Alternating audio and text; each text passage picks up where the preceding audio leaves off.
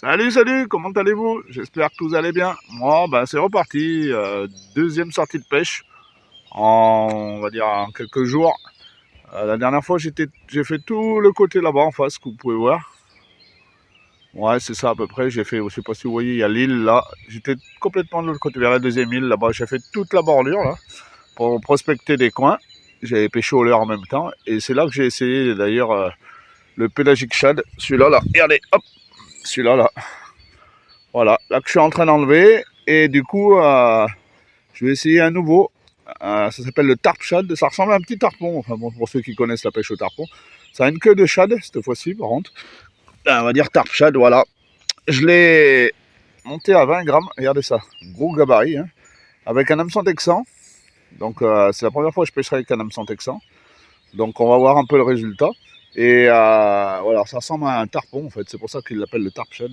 Regardez, c'est pour ceux qui savent ce que c'est un tarpon. Voilà, avec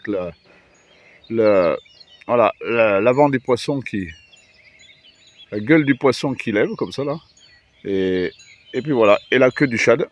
Donc on va voir les deux réunis comment ça fait. C'est Quantum qui le fait. Donc voilà, et j'ai monté dessus donc un hameçon texan de 20 grammes, Black Cat, voilà donc. Et puis on va voir. On va essayer de le faire travailler au fond et la queue du shad fera son boulot, elle fera beaucoup de vibrations. Et puis le poisson va travailler avec le plan de 20 grammes qui va le faire poser, et ainsi de suite. Donc des ondulations, et puis après on verra bien. De toute façon, c'est ça aussi, la pêche, c'est la découverte avant tout. Et puis voilà, donc je suis dans un étang, donc je suis en train de prospecter l'étang pour trouver des coins. J'en ai trouvé des sympas. Pour le moment, regardez, j'ai de la place pour mettre mes cannes au cou quand je viendrai pour pêcher le silure. Voilà, mais bon, comme j'ai dit la dernière fois dans la vidéo précédente, ces étangs vont être tout verts, recouverts de... Il y a de grandes chances, du moins, qu'ils soient recouverts de lentilles, comme je vous ai fait voir dans la vidéo de la dernière fois. Donc ça va être très compliqué, ils vont être tout verts. Là. Tout ce que vous voyez vert, tout ce que vous voyez là, tout ça là, ça va être cette couleur, ça va être la couleur de ça là, en gros. Ça va être rempli de lentilles. Donc pour le moment, je ne les vois pas les lentilles ici. Mais dès que l'eau va se réchauffer, elles vont toutes remonter en surface. Donc voilà, donc profitons pour le moment. On voit qu'il y a pas mal de petites animations, beaucoup de poissons, je pense des carpes, beaucoup de poissons blancs. Et après, voilà, là on va tenter au leurre souple. Donc voilà, au tarp shad, on va essayer ce gros leurre. Je vais y mettre comme l'autre jour d'un peu d'attractant sardine.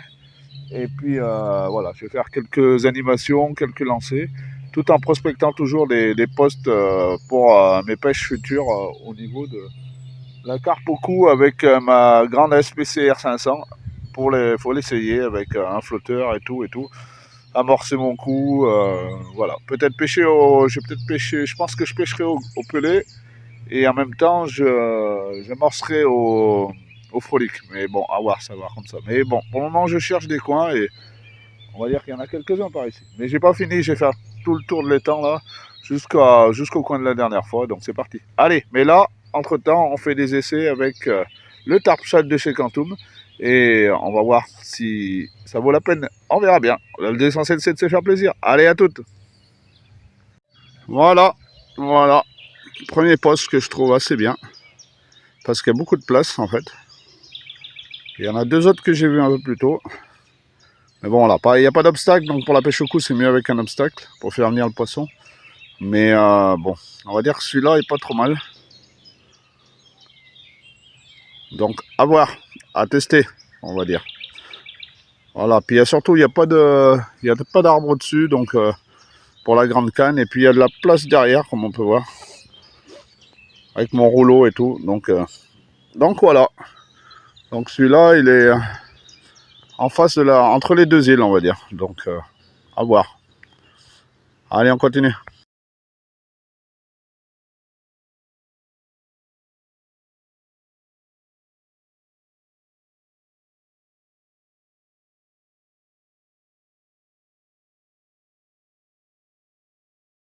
Donc voilà, pour l'avoir essayé, on sent bien les vibrations. Donc je vais vous faire voir à peu près.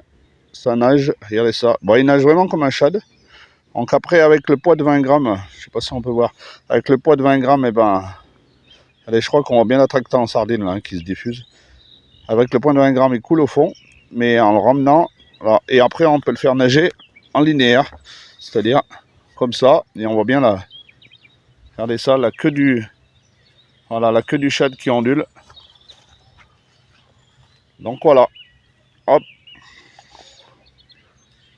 voilà, donc si on le laisse comme ça, avec le poids de 20 grammes, il tombe au fond, et après on le relève, et après c'est parti. Regardez ça, une nage bien sympa, comme un shad, hein. C'est vrai que les shads sont bien réputés pour leur nage. Donc là je vous le fais nager en surface parce que pour vous faire voir là, un peu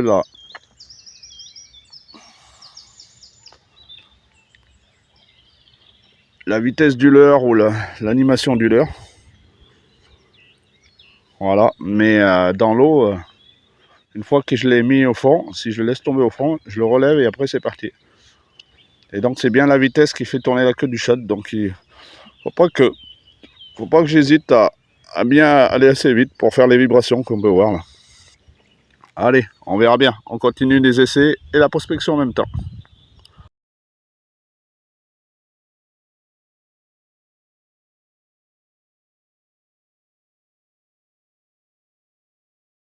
Voilà, deuxième poste, en partant de la réserve là-haut, parce que j'ai voulu pêcher là-haut, mais j'ai vu qu'il y avait une réserve. À mon avis, c'est des frayères à cendre, et comme le cendre est l'eau que le 15 juin, c'est pour ça que c'est fermé jusqu'au 15 juin. Donc voilà, deuxième poste, plus encombré par contre, beaucoup plus encombré, parce que avec un arbre de ce côté et un arbre de ce côté. Donc le seul coup que je peux faire, c'est le coup au milieu, on va dire, entre les deux. Donc ça va être, il est plus difficile celui-là. Mais c'est un poste aussi, on va dire, voilà. Il y a de l'espace derrière, toujours, ça c'est bien. Beaucoup d'espace derrière. Je vais mettre ma station là et pêcher cet endroit là-bas, en face, juste là, là. Juste l'endroit en face. L'endroit qui est entre les deux arbres. Mais bon, à voir parce que poste beaucoup plus encombré celui-là. Celui du haut là-haut était mieux, il est plus large. Donc à voir. Mais bon, deuxième poste quand même. À l'opposé de l'autre jour, des postes que j'ai trouvés là. Les postes que j'ai fait en face là-haut. Et ben là, c'est des postes à l'opposé en fait. Donc je fais de l'autre côté. J'ai pas pu aller de l'autre côté là-bas, mais je suis sûr que bon, ça peut être sympa, mais c'est tout en réserve de l'autre côté. Et vu que j'ai ma canne, il faudrait que j'aille juste prospecter sans canne, parce qu'après, je peux avoir des soucis si jamais les gardes passent et qu'ils me voient avec une canne dans une réserve. Donc voilà. Allez, on continue à prospecter alors. Et on verra bien.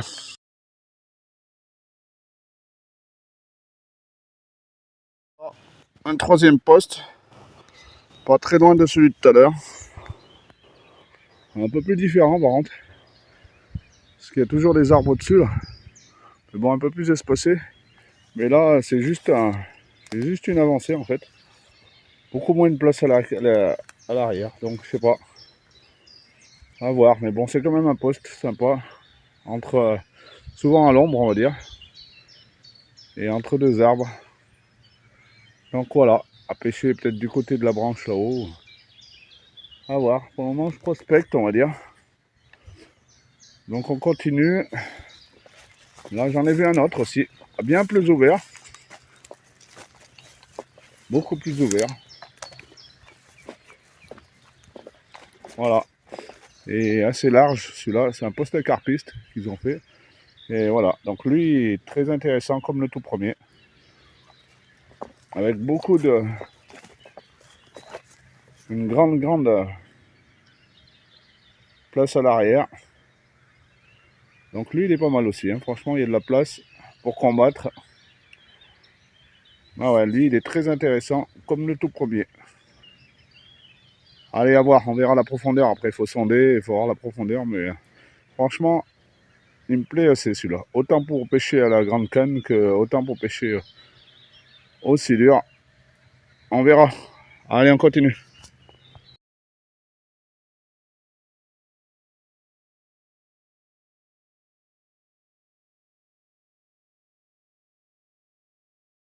Voilà.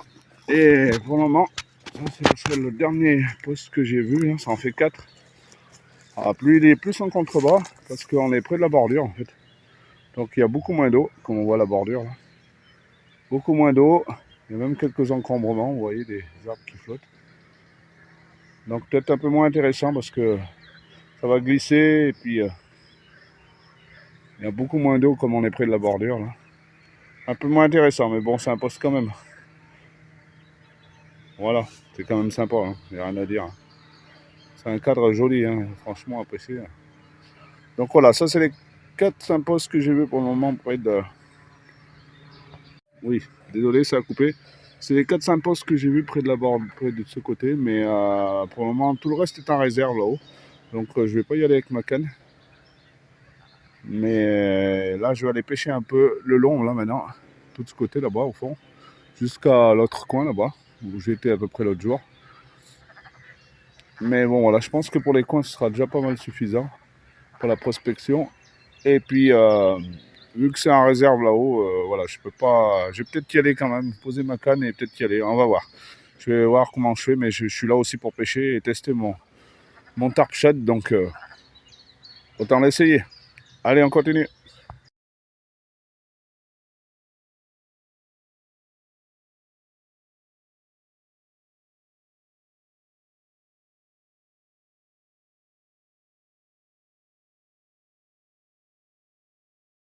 Voilà, on est dans les lentilles et en plus on est dans la... Regardez ça, tout ce que la crue a apporté. Impressionnant, hein. Là, il y en a pour longtemps d'arranger tout ça. Et tout ça, c'est un étang. Là-haut, il y a un étang. Comme on peut voir un peu plus haut, il y a un étang. Après ça, c'en est un aussi. Parce qu'on peut le voir, parce que regardez au bord là-bas, ça continue là. Et ben toute la Loire qui passe un peu plus loin là, derrière, et ben ça a tout charrié et ça a apporté tous des morceaux de bois et ça s'est tout coincé. Et ça s'est tout coincé au même endroit. Donc il y en a pour un moment. Voilà. Et pour les lentilles, ben, comme je vous ai fait voir juste au début, là, ben, regardez, elles commencent à monter en surface. Ça sera, elles vont recouvrir tous les étangs, beaucoup d'étangs, un nombre d'étangs qui sont par là. Alors je sais que la PPMA locale en a fait sa priorité et traite les eaux, mais il y a beaucoup de boulot. Comme on peut voir aussi la crue, regardez, toutes ces bouteilles. Impressionnant. Donc voilà, voilà où on en est, c'est que quand il y a des crues, et ben, les étangs, vu que c'est pas de l'eau courante, et ben, ça stagne tout et ça bouge tout. Voilà. Donc les poissons sont obligés de partir ailleurs pour un nouvel oxygène. Et les pêcheurs, c'est compliqué aussi à pêcher.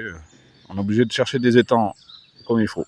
Voilà, c'est malheureux, mais c'est comme ça, c'est la nature. Et c'est surtout les crues. Et c'est la nature, c'est le temps, on n'y peut rien. Allez, on continue dans tout ça à trouver quelque chose.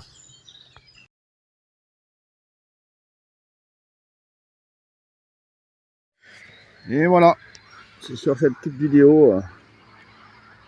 Regardez ça, sur ce leurre.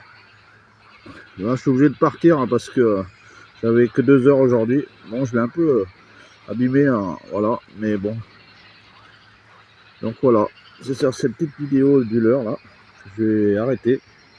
Donc voilà, comme je vous ai dit tout à l'heure, voilà, Black Cat, un hameçon texan plombé et voilà. Donc j'ai trouvé que c'était un bon leurre, assez lourd, il va bien pour ma canne. Et donc voilà, à essayer à les endroits moins encombrés, alors parce que là c'est vachement encombré. Et puis voilà.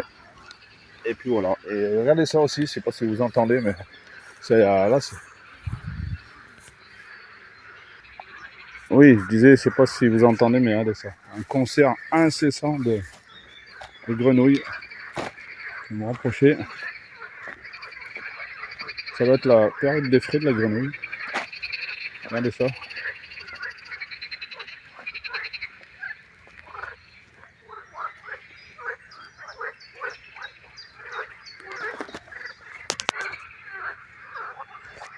Alors elles se répondent en même temps. Et alors vu les détritus qu'il y a là, et ben elles sont très bien. C'est le paradis de la grenouille. Elles peuvent faire autant sur. Regardez, on peut voir là-bas. Bon. Elles peuvent faire autant sur les arbres immergés que sous l'eau. Regardez, pouf. Je sais pas si on voit. Et elles sont en train de. À mon avis, c'est la période de la frais des frais des grenouilles, donc impressionnant. Et c'est un concert incessant. Et elles se répondent entre elles et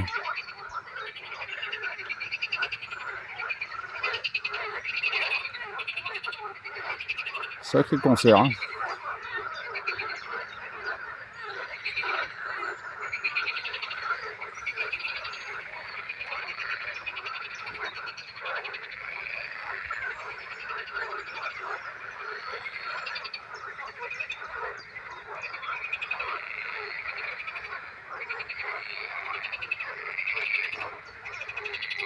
Donc vous voyez, dès que vous arrêtez de faire des bruits, elles sont à fond, hein. C'est impressionnant, hein.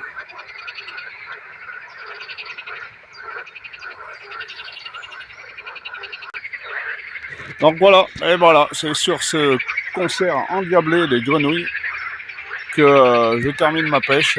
J'avais que très peu d'heures aujourd'hui, donc c'était plus une journée de prospection du côté droit, du côté orange là-bas, du côté d'un étang là-bas.